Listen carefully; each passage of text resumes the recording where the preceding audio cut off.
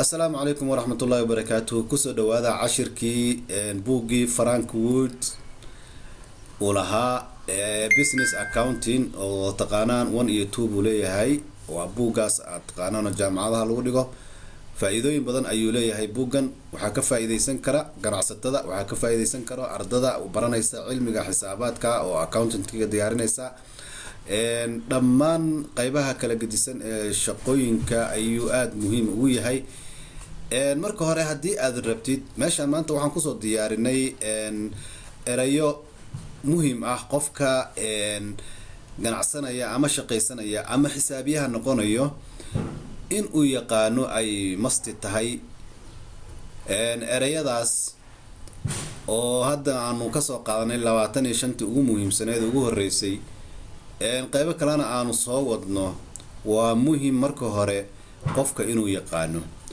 maadaama aanu buugga bilaabayno waxaad ku dhex arki doontaan erayadan aan fasiri doono ayaad in badan ku dhex arki doontaan marka waxaa loo baahan yahay in aad ogaatid eray walba iyo ujeedada loo isticmaalayo saad ogsoontii ku shaqayso waxay leeyihiin erayo macnaha u khaas ah oo qofka inuu barto loo baahan yahay haddii accountant tahay waa inaad erayadan aad taqaanid haddii caafimaad aad baranaysid oo barnaamijka caafimaad erayo gooni u leeyahay yacni wax kasta oo aad rabtid inaad professional ku noqotid oo specialist aad ku noqotid waa in erayadan loo isticmaalo oo dhan aad garanayso marka maanta waxaanu bilaabaynaa erayadan 25 eray oo muhiimka ah lala socda number 1 accountant payable waxaa jira account la yiraahdo payable oo loo soo gaabiyo AB loo soo gaabiyo accountkaasi wuxuu qabtaa oo loo yaqaanaa waa accountka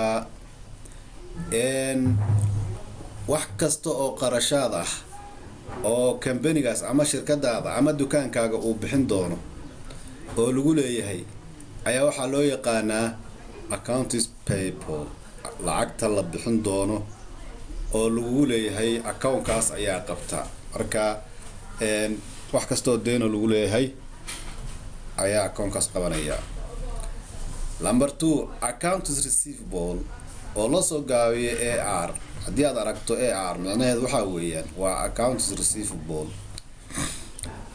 account-kana wuxuu qabanayaa oo lagu aruurinayaa wixii markaasi companygaaga ama shirkadaada ama dukaankaaga noocu ganacsigaaga yahay noocu doonaba ha ahaado lacagaha la heli doono oo deynta kaaga maqan ayaa waxaa loo yaqaanaa accounts receivable ayaa loo yaqaanaa lacagaha la heli doono oo deynta kaaga maqan ayaa waxaa la yiraahdaa accounts receivable lacagahaasi waxaa ku jiri kara faa'iidadeedii way ku jirtaa waxyaalihii saleska ah oo gaday oo lafihii aad gadayna waa ku jirtaa waa ka maqan yihiin marka waxaas oo dhan waa wax aad rajeynayso inaad hesho marka waa accounts receivable account la yiraahdo ayaa qabta okay accurate expense qarashaadkan marka waxa weeyaan waa qarashaadka laga rabay inaad bixiso laakiin waqtigii loo baahnaa aan la bixinin qarashaad la rabay in la bixiyo مثلا bishii January ayaa qarashaadkan la gariyo accurate laga dhigay waxa dib loogu soo wareejiyay bishii January xilliga loogu baahnaa laguma bixinin waxa lagu bixiyay oo maaragtay lagu soo daray haddana mar kale bishii labaad bay u soo gudubtay oo sidaas ay ku socotaa marka lacagta iyada ah waqtiga loogu talagalay aanan la bixinin waxaa loo yaqaanaa accurate expense ayaa loo yaqaanaa okay asset waxaa loo yaqaanaa erayga asset waa loo soo gaabiyaa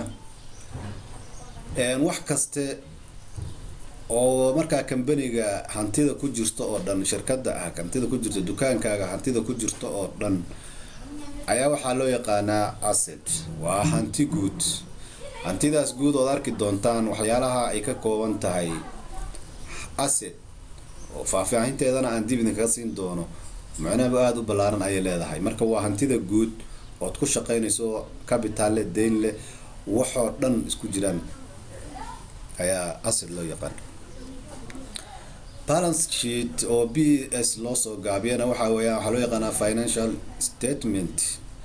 waa reportka lagu diyaariyo waxyaalaha assetka liability-ga iyo maaragtay hantiilaha xoolihiisa sida khaaska u leeyahay lagu kala jaro wixii ka maqan wixii dhammaan balance sheet ayaa loo yaqaanaa. okay, equity oo loo soo gaabiyo waa another name for the capital of the owner. equity haddaad aragtid ama capital aad aragtid labada erayba waa la isticmaalaa. intaad accountiga aad baranaysid labada erayba waa la isticmaalaa, waa laba eray oo isku mid ah. equity waa hantida aad wax ku bilowday ama adigu aad sida gaarka u leedahay, hantiilaha hantiduu leeyahay weeyaan. waa capital waa lacagta ama hantida aad wax ku bilowday oo sida gaarka aad u leedahay ee ka madax bannaan waxa loo yaqaano liability-ga ka madax bannaan ayaa capital loo yaqaanaa, lacagta asaaska. okay, inventory waxa weeyaan waa alaabta businesska uu maaragtay leeyahay ganacsiga. markaas waxyaalaha aad maaragtay soo gadatay oo bakhaarka kuugu jiro ayaa waxaa loo yaqaanaa, oo inaad sii gada aad doonaysid ayaa waxaa loo yaqaanaa inventory. waa goodies in which the business normally deals that are held with the intention of resale. alaabaha waxa weeyaan aad soo gadatay oo inaad sii gada aad doonaysid ayaa inventory loo yaqaanaa. liability waxaa loo yaqaanaa waa loo soo gaabiyo waa lacagaha lagugu leeyahay oo dhan oo amaad soo daynsatay ama maaragtay si gaar ah kugu soo galay. lacagahaas ayaa waxaa loo yaqaanaa liability. waa dayn ayaa la yidhaha. dayntaas waxaa ka mid ah payable, payroll, loans, dhammaan waxaasoo dhan waxaa loo yaqaanaa liability. cost of goods sold oo COGS loo soo gaabiyo waxaa loo yaqaanaa luuqadda xisaabaadka waxaa lagu yiraahdaa markii la af Soomaaliyeeyo waa lacagta lafaha.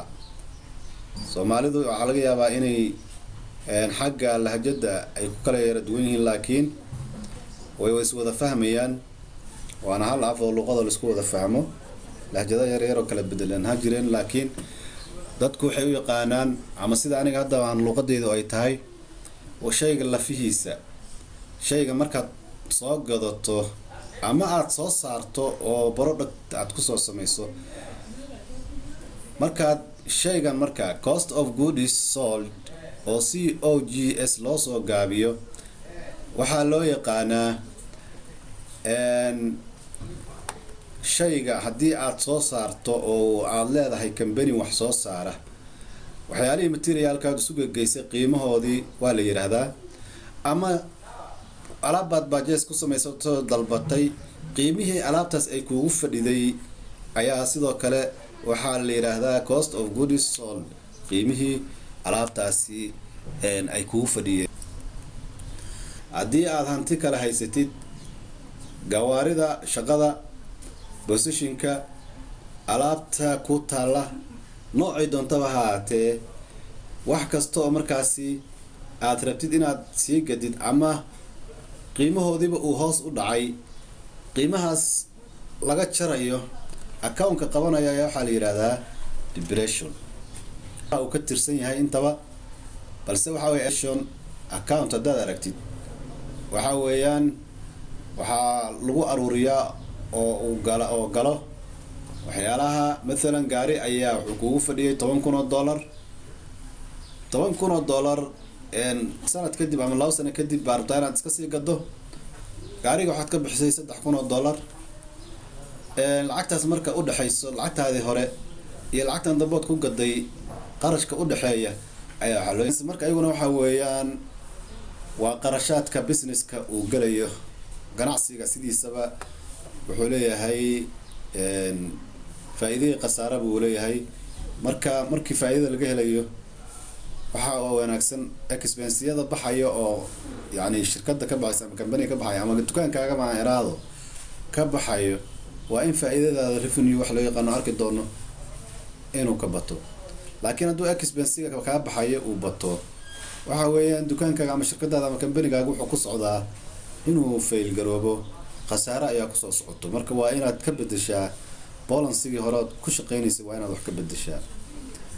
okay, gross profit oo loo soo gaabiyo GB waxa weeyaan lacagta faa'iidada aruursan.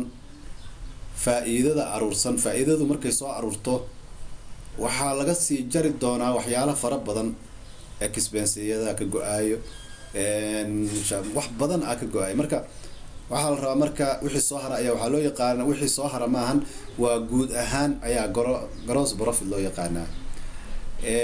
waan arki doonaa net profit ayaa jira. marka gross profit iyo net profit wax la yiraahdo ayaa kala jira. marka gross profit waxa weeyaan waa faa'iidadii oo aruurtay oo waxa aan laga jarin. muhiimadu waa inta. income statement waa profit and loss ayaa loo yaqaanaa, IS or BL no loo yaqaanaa, B&L intaana waa lasoo gaabiyo waa loo yaqaanaa. income statement ayaa la yiraahdaa, waa meesha qabata account-ka qabta weeye company-ga inuu faa'iiday ama uu khasaaray halka laga ogaado ayaa waxaa la yiraahdaa income statement. financial statement-na waxaa lagu arkaa waa revenue, expense, profit, intaba waa lagu arkaa. net profit, net income oo loo soo gaabay net profitna waa la yiraahdaa, net income-na waa la yiraahdaa. waxa weeyaan waa lacagaha ugu dambeeyo ee faa'iidooyinka ku soo galay lagu kaydiyo, halka lagu kaydiyo ugu dambeyn wixii aad faa'iiday. marka qarashaadka dhan gross profit markii laga soo gudbo waxaa loo imaanayaa waxaa loo yaqaano net income ama net profit. intaba waad dhigi kartaa. revenue faa'iidada ama sales ayaa loo yaqaanaa, waa loo soo gaabiyay revenue is any money earned by the business. waa lacag kasta oo uu helay ganacsiga uu helay markaa businesska aad ku jirtid, lacagaha aad helaysid ee faa'iidada ah ayaa revenue loo yaqaanaa, saleska ka imaanaya. credit iyo debit wax la yiraahdo ayagana aanu imaano. credit waxa weeyaan meesha ay ka ziyaadaan waxaa loo yaqaana capitalka, dhinacaan ayaa la yiraahdaa T account waxa la yiraahdaa jira. marka haddii manual aad ku shaqeynaysid sidaas T account-gaas aad samaysanaysaa, creditna halkaas aad ku qoraysaa, debitna halkaas aad ku qoraysaa. marka credit waxaa ka ziyaado liability-gii, equity-gii, waxoo dhan waxaa marka ka naaquso waxyaalaha asset-ka iyo expense account ayaa iyaguna decrease ku dhacaa. marka credit marka waxaa inta badan ku shaqeeyo capital, liability, revenue qaarkii uu galaa. marka waanu baran doonaa. debit marka waxaa iyadana sidoo kale ka ziyaada asset-ka, wax kastoo asset-ka ama expense-ga ayaa la geliyaa.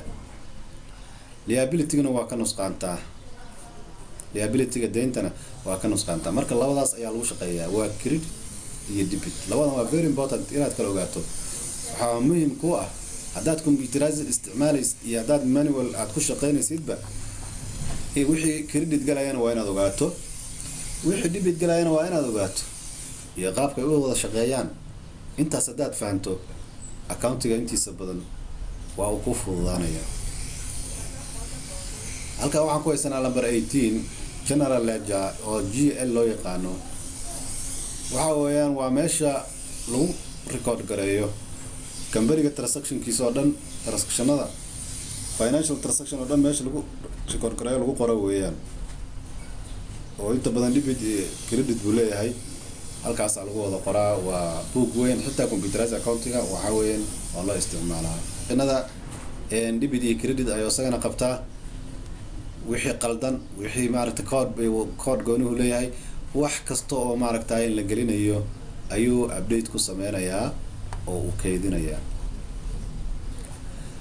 material waxaa loo yaqaanaa ereygaas haddii aad aragtid accountiga dhexdiisa aad ku aragtid, waxaa loo yaqaanaa alaabta shay markaad product sameynaysid. haddii aad leedahay company wax soo saara, alaabtaas oo shay oo meel aad ka soo qaadanaysid, مثلا haddaad rabto inaad biyo samayso, biyihii waxaad soo qaadanaysaa caagad baad soo qaadanaysaa, furki baad soo qaadanaysaa, stickerki waa gooni, biyihii waa gooni. wixii markaad isu keentida hal litre biyo markaad rabto inaad samaysid, waxaad ka samaysay dhowr shay ood soo aruurisay ayaad kasoo samaysay. marka alaabahaas shayga laga sameynaya ayaa waxaa loo yaqaanaa material ayaa loo yaqaanaa. number 21 on credit on account waxa weeyaan tan waxaa loo yaqaanaa wax kasta oo aad deyn budget aad ku samaysatay oo deyn aad ku soo budget garaysatood. مثلا dukaan baad leedahay, company baad wax ka soo deensatay, alaabtaas waxaa la yiraahdaa account-ka waxaa qabanaya account-ka deynta on credit, budget on credit. waxaa deyn ku soo dalbatay oo deyn ku soo gadatay ayaa waxaa la yiraahdaa on credit. credit budget waa la yiraahdaa. overhead haddii aad ku aragtay intaad accountiga baranaysid, ereygan waxa weeyaan waa qarashaadka la xiriira businesska oo lagu sii wadayo weeyaan, sida rantiga iyo waxyaalaha lamidka ah ayaa overhead loo yaqaanaa. wax kastoo qarashka alaabta iyo businesska lagu sii wadayo oo lagu sii kobcinayo ayaa waxaa la yiraahdaa overhead ayaa loo yaqaanaa. payroll waxaa loo yaqaanaa waa lacagta la siiyo shaqaalaha, maaragtay qof kasta oo shaqo ku qabto oo kamid ah company-ga, lacagaha la siiyo ayaa waxaa la yiraahdaa payroll account la yiraahdo payroll ayaa qabanaya. number 23 receipt waxa la yiraahdo waa documentiga qabta lacagta paymentiga dadku ay bixinayaan meesha lagu qabto ayaa waxaa la yiraahdaa receipt account. trial balance oo TB loo soo gaabiyo waxa weeyaan waxaa lagu list gareeyaa general ledger with their balance amount. dhammaan wax kaste oo general ledger la soo geliyay ayuu halkaasi yaad ku arkaysaa. trial balance ayaa loo yaqaanaa. trial balance ka marka wuxuu leeyahay debit iyo credit waxa la yiraahdo. marka qaacido u degsan ayaa jirta, qaacidadana waa inaad fahansan tahay. credit debit iyo credit markaad barato waa inaad haddana si xoog leh aad u ogaatid balance. trial balance aan yiraahdo, trial balance inaad si fiican aad u baratid, aad u daraasaysid. trial balance marka faa'iidadiisu waxa weeyaan waa inaad waxaad kala ogaanaysaa yani transactionadii lasoo sameeyey inay wax ka qaldanaayeen iyo inay saxnaayeen, halka aad ka ogaanaysid weeye. automatically waxaad fiirinaysaa trial balance ayaad fiirinaysaa. haddii aad tahay auditor oo aad qofka dabagalo company-ga iyo qaabkii u shaqeeyey, halkaas unbaad automatic imaanaysaa. hadduu saxan yahay waxa weeyaan waxaad arkaysaa the total debit must equal the total credit. qaacidadan marka debit oo dhan oon hore usoo sheegnay ood soo aragteen dhinaca debitka waa inuu la ekaado dhanka credit, waa inay isla ekaadaan isu balance garaysnaa. haddii trial balance intaad imaado, trial balancegaaga uu debitkii uu badan yahay markii la total gareeyo, debitka hadduu badan yahay lacagtaasi waa qalad, lacagan si qalad ku soo galay ayaa jira. haddii uu maaragtay creditka uu badan yahay oo dhankii midig uu badan yahayna tii account markii la imaado ama computerized account aad joogtid, haddii credit ay badan tahay waxa weeyaan lacagtaasi qalad baa ka jira, dib baad ugu noqonaysaa marka. meeshii laga soo geliyey ayaad ka saxaysaa lacagta. waxaa jira markaa 25 lambarka u dambeeyo oo drawingis la yiraahdo waa lacagta uu qaato qofka kambaniga iskale ama shirkadda iskale sida gaarka uu qaato. adiga haddaad dukaankaaga iska maamulanaysid haddii aad markaas qof accountant aadan lahayn dabcan way fiican tahay inaad ku record garaysato meel oo lacagaha isticmaasho adiga ay ku qoran yihiin, balse tanina waxay aad u qusaysaa qofka markaas shaqaalaha asagoo ah oo ninka kambaniga iskale intuu imaado oo lacag iskala baxayo bangiga lacag kala baxayo ama adiga uu ka qaadanayo.